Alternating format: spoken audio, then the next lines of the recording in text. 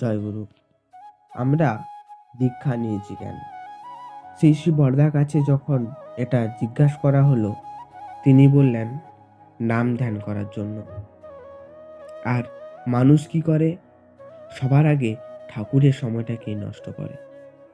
আজকে প্রার্থনা করার সময় নেই, নাম ধ্যানের সময় নেই, অথচ আমাদের নিজেদের সময়ে কেউ কোনোদিনও হস্তক্ষেপ করে না। পরিবারের সঙ্গে সময় কাটানো বা অন্য কোনো ব্যাপারে বরদাস্ত সময় কেউ নষ্ট করতে চায় না। সারাদিনে মোট ৮৬,৪০০ সেকেন্ড সময়। এর থেকে ৩০০ সেকেন্ড যদি চলেই যায়, ৮৬,০০০ তো রইল তোমার নিজের জন্য। তাহলে এই ৩০০ সেকেন্ড না হয় তুমি ঠাকুরের জন্যই ধর্ম করলে। ৩০০ সেকেন্ড মানে ৫ মিনিট। এই ৫ মিনিট নাম ধ্যান দরকার। শুরু করো ওটা দিয়েই। নারদ একবার নারায়ণকে জিজ্ঞেস করছেন, প্রভু, কে আপনার সবচেয়ে বড় ভক্ত? উত্তরে নারায়ণ বলছেন, ওই দেখ, ওই উমুক হচ্ছে আমার সবচেয়ে বড় ভক্ত। তখন নারদ বিস্মিত হয়ে বললেন, প্রভু, ও তো শুধু সকালে আর সন্ধ্যায় একবার হরিবোল হরিবোল বলে। আমি তো অনন্ত হরিনাম জপ করি।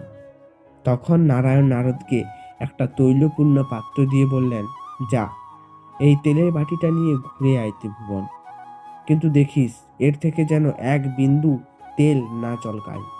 নারদ যখন ঘুরে এলেন, প্রভু জিজ্ঞেস করলেন, এক বিন্দুও পড়েনি তো? তখন নারদ বললেন, না। তখন নারায়ণ বললেন, বেশ, এইবার বল, কতবার হরিনাম জপ করেছিস তুই? তখন নারদ বললেন, প্রভু, এই বাটির দিকেই ধ্যানস্থ ছিলাম তো, তাই নাম করা হয়নি।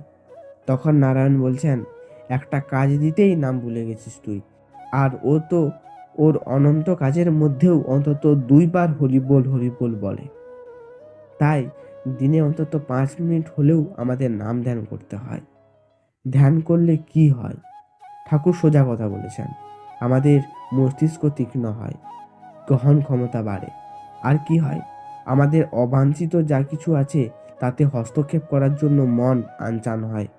আমরা তখন বুঝতে পারি আমাদের কোথায় ত্রুটি হয়েছে আর কোথায় বিচ্যুতি হয়েছে। নিজের ত্রুটি বিচ্যুতি যদি নিজে বুঝতে না পারেন, জেনে রাখেন তার সাধন নাই, ভজন নাই, আর বাকি সব আছে।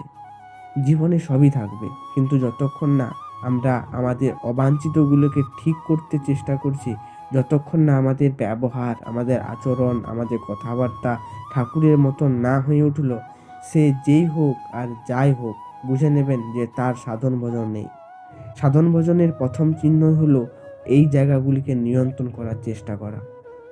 মানুষের অহংকার বলবে আমি ঠিক আছি, কিন্তু সাধক সত্তা কি বলবে? সে বলবে তোমার এই জায়গাগুলিকে আরো ঠিক করা উচিত। একই কাজে, একই পরীক্ষায় কেউ সুন্দরভাবে সফল হচ্ছে, কেউ বিফল হচ্ছে। কেউ বিফল হচ্ছে, কেন বিফল হচ্ছে, কোথায় তার ত্রুটি, তা বুঝবে কে?